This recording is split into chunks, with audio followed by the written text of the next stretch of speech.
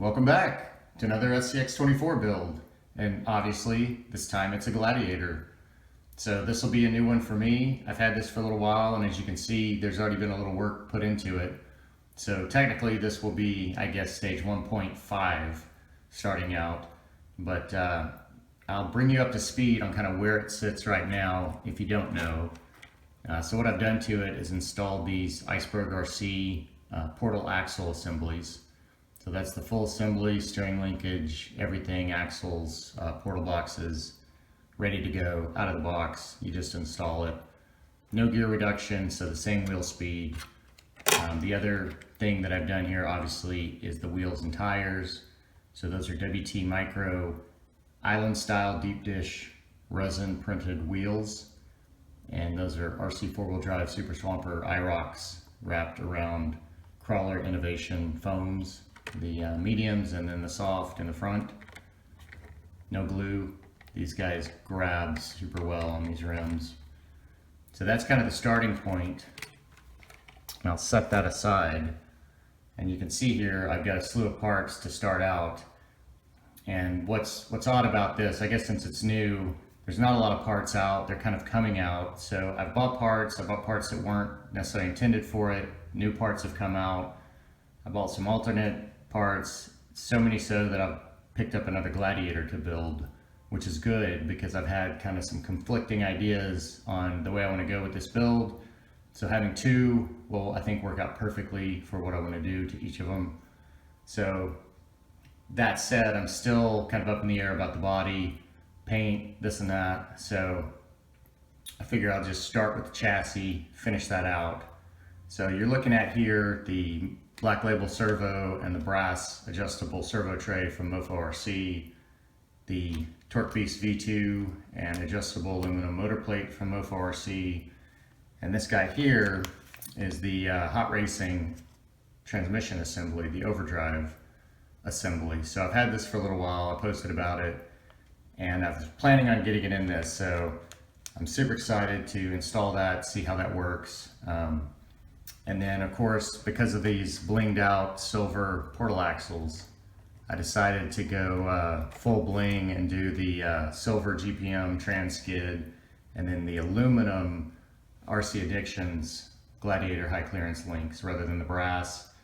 And then for the shocks, this guy's rather bouncy, not too bad. And you can see I've already leaned the shocks, so I've got a lot of articulation already, but I'd like to take out maybe some of that bounce, get a little more realism in there. So I have a set of these and I really like them on something else. So I picked up these oil emulsion Hot Racing shocks. So hopefully that will add a little dampening and slow down that bounce. And then I may pimp out the rear and give it even more articulation with some aluminum flex blades.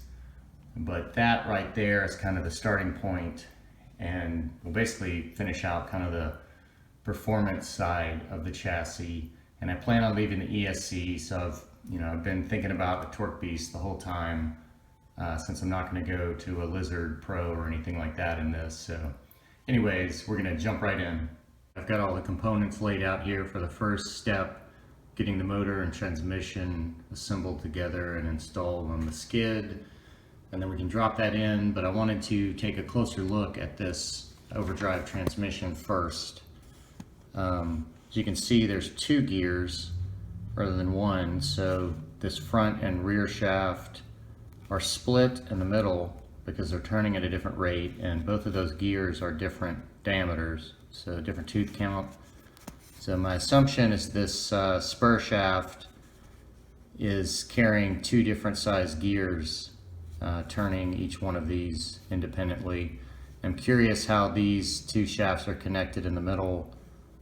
There's a bearing obviously on each end, but I would assume there's something keeping them centered. I'm not sure how that works, so we're going to crack that open and take a closer look at the inside of this guy.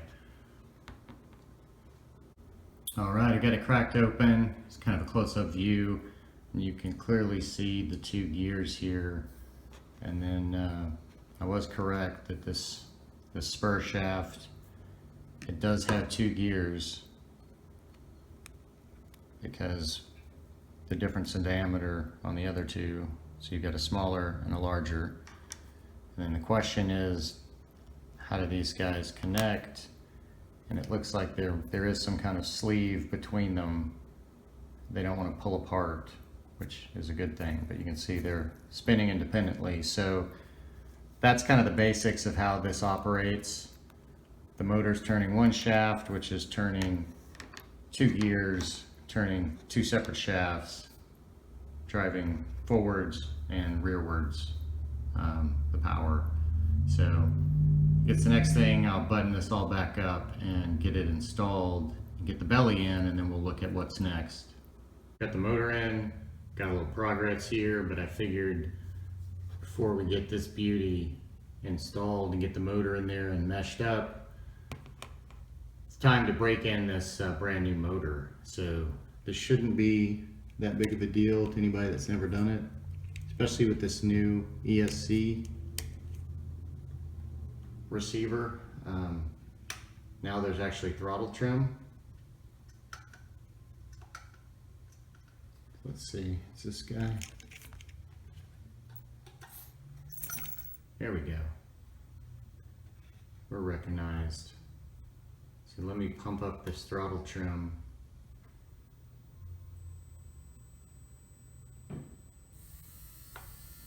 So there we go.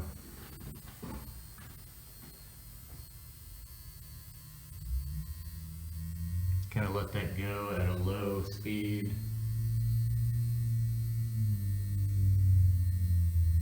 Kind of break in those carbon brushes, and you just kind of let it run that way for 3 or 4 minutes. Kind of seed in all the brushes. So I'm going to do that and then we'll move forward. All right, well, we're in pieces here. Once you get into one thing, it just snowballs. So went ahead and pulled out the SC and dropped out the front axle completely. So we're ready to go here. I went ahead and grabbed a spare spur gear and lock nut and motor cover.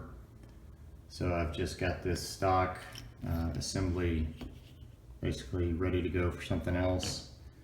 So got the new super long drive shaft for the rear of this Gladiator. So I'm gonna put that together, and then I think I'm gonna jump to the servo and tray, because getting this back in is gonna involve the links and eventually the shocks. All right, just do a little test here with it installed, and the gear is meshed. You can see I left a little bit of wiggle room there.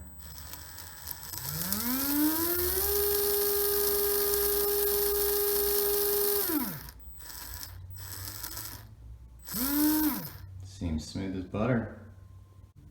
So this is what I was talking about, with a little space in there. So you want to be able to wiggle that spur a little without moving the pinion. You want to just have a little gap in there.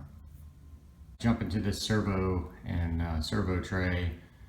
So 2 screws out of the top of the diff, and I pulled out the whole stock assembly since we're not going to use that Y-link. So I've got the brass tray and test fit, and as typical that I've found with this brass tray and any metal axle, it's too tight in here to actually fit over this horn.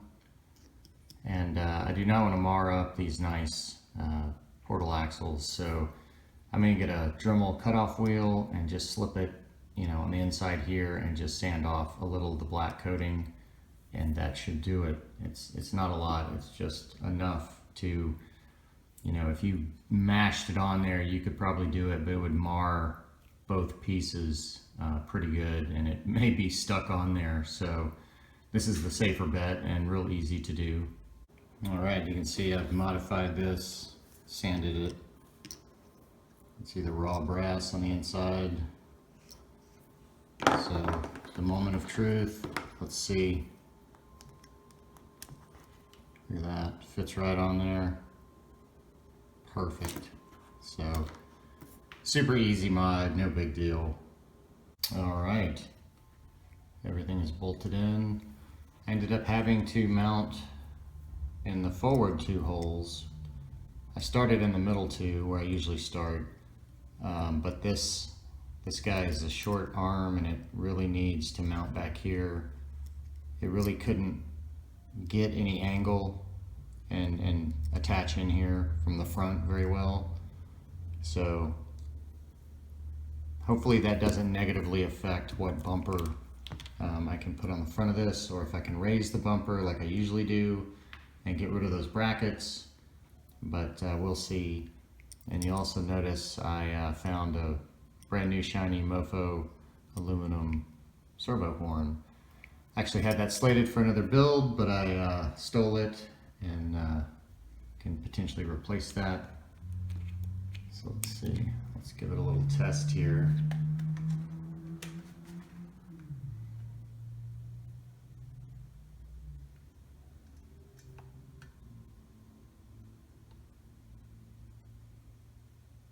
Thing takes a while to actually connect.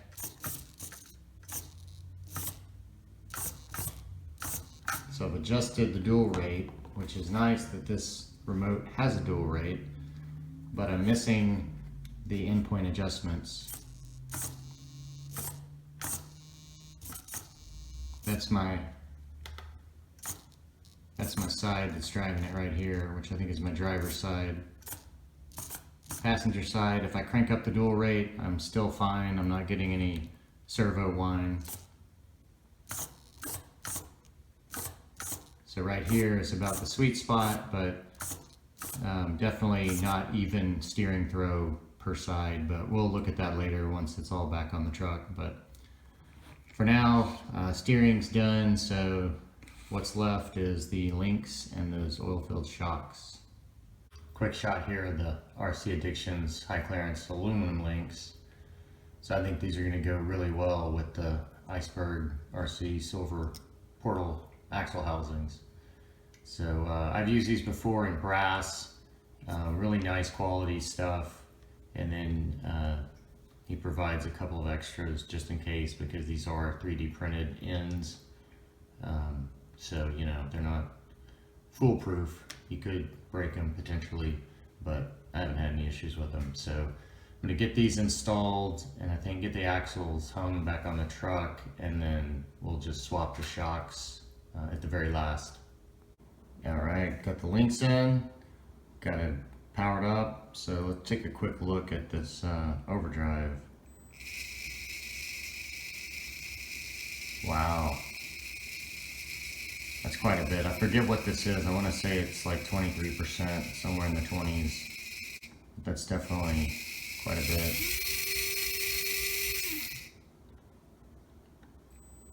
So now we're back to almost even again. So it looks like it's working, which is good news. So looking at the suspension, you know, we still got really good flex. But there is a little snafu that I thought we'd encounter, and it is pushing that servo forward. You can see the servo tabs barely hit the back edge of the bumper brackets as they come up. So it can still get articulation, but it can't get full compression because it hits those. So there's a couple of options there. But I may hold on that until I look at a bumper and what I'm going to do to the body or the front end. So at this point, I think we're still going to just go ahead and get the oil-filled shocks on there and see how those work. I guess before we get to the shocks, we can take a little closer look at this. But look at that fitment there. That is perfect with that 050 can, and then the positive tab sits right above that LCG battery tray, so there's no trimming since you have a longer frame and that battery tray's back. Just a perfect fit. And then of course the beautiful silver underside, and these links are awesome. So I'm interested to see what this will be like, taking some of this bounce out of it. Of course, it doesn't have as much bounce, I guess, without the body on there, but those oil shocks should help dampen this up quite a bit. And like I said, we'll have to work out that front servo clearance issue as well. All right, I pulled the front bumper off so I could actually get full compression, but I just wanted to kind of do a recoil test here before we got these hot racing dampened shocks in. Just kind of see how bouncy this is. So yeah, you can see. So, all right, so we'll get some oil in these. I think I've got some 30 weight on hand that I'm gonna put in these. And I'm gonna do the soft springs up front, and I think I'll start with the medium in the rear for this added weight. But I'm gonna jump into that, and then we'll see how that affects it.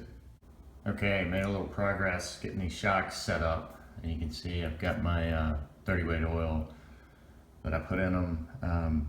So I pulled off a stock on the rear. Let's see, here's one of the medium spring. So I'll just show you, here's the oil filled. Look at that smooth, dampened rebound. And then we'll just compare that to the stock stiff spring rear. So no dampening at all. So that should really help. And then as you can see, I've got the flex blades, these aluminum flex blades out. And I went ahead and installed it on this one side, and you can see I'm getting even more travel.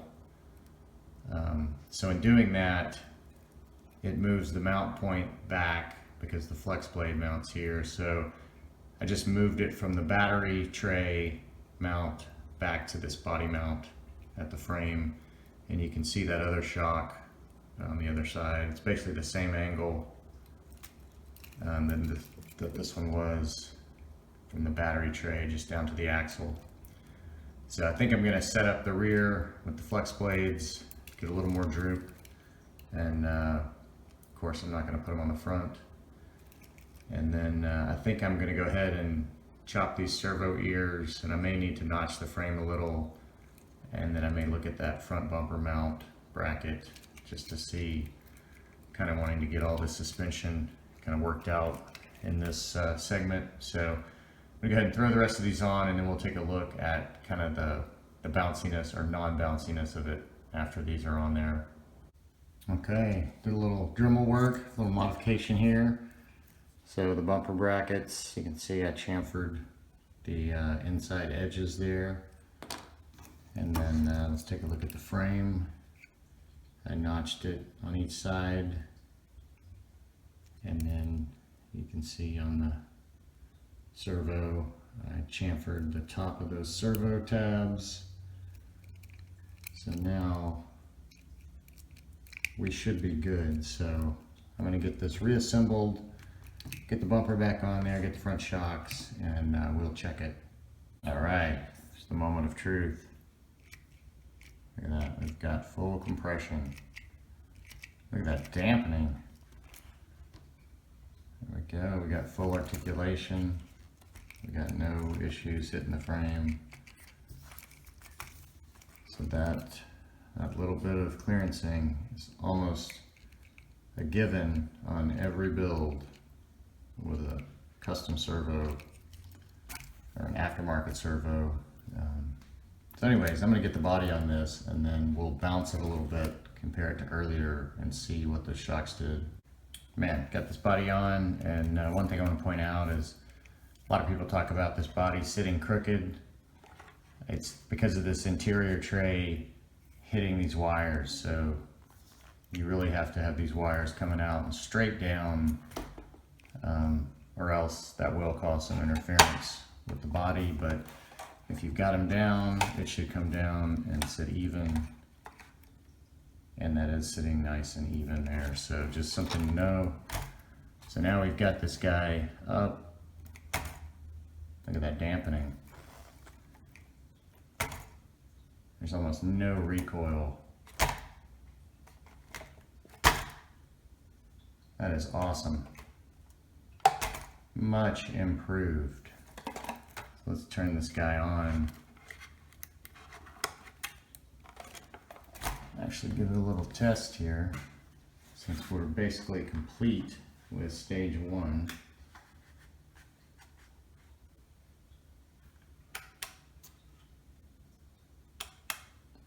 go.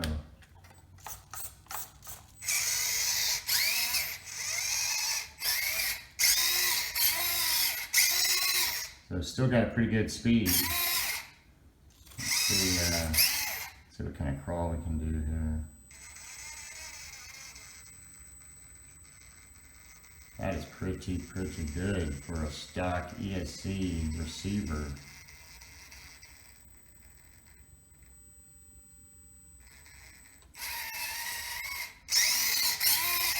I gotta say, I'm pretty happy. Thinking this thing is looking pretty blinged out. That mofo aluminum servo horn just brought it all together there at the front with the silver, and then the whole blinged out belly and chrome wheels. And I gotta say, I wasn't super excited about the color choices, but once I got this blue and see it in person, it is gorgeous. So that's what's got me in a quandary. I was originally gonna paint a clear body, which I've got a clear body for this, but I've kind of grown to really like the blue.